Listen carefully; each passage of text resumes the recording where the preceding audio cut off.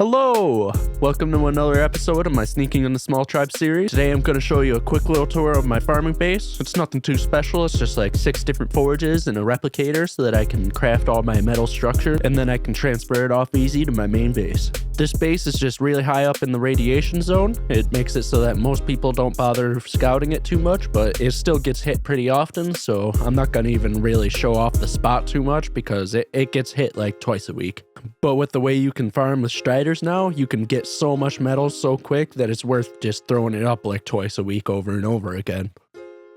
So whenever I want to farm, I just throw up a little teleporter in the metal area of the aberration zone, and then I just go out with my strider until someone kills it or a reaper ends up killing it. Depending on the day, this can get me anywhere between 2 and like 8 different deadies of raw metal.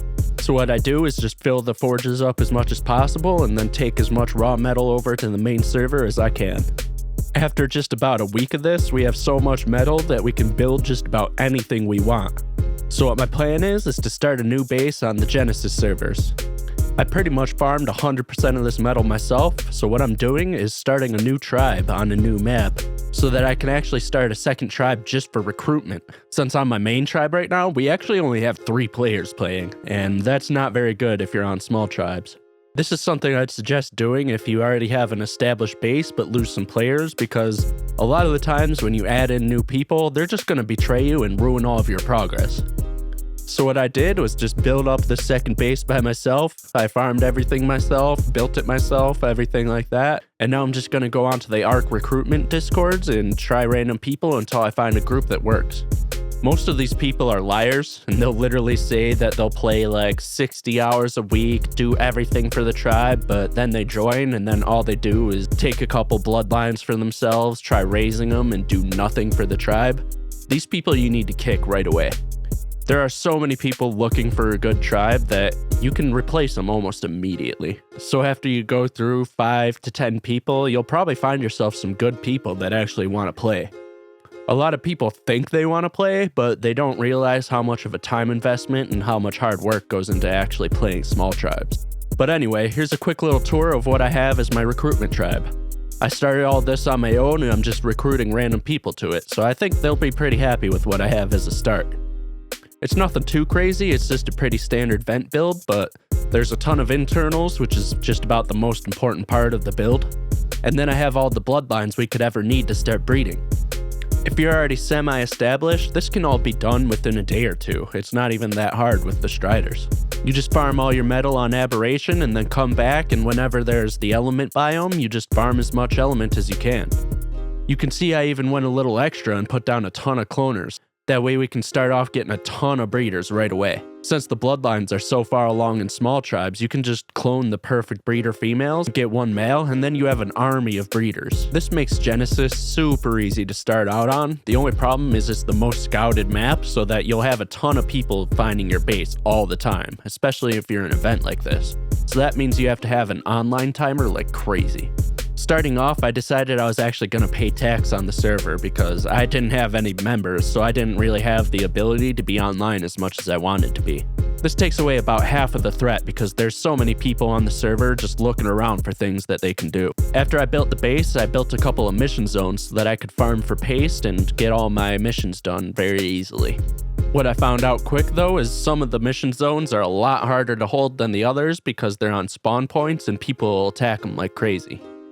This one in particular, people would come to literally every single day and wipe, so we stopped using it after about a week.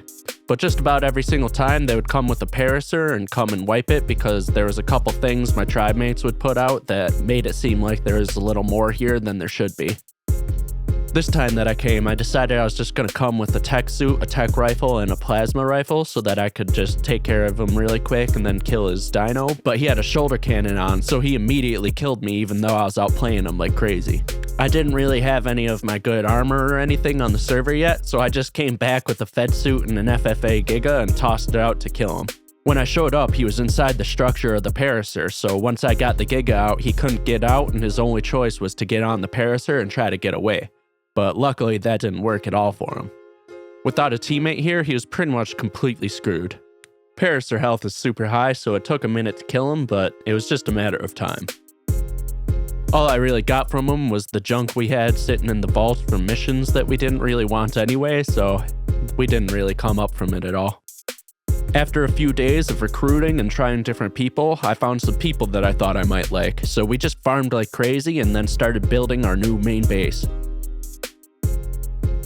This is what the base looked like after about 2 or 3 days working with my new tribe.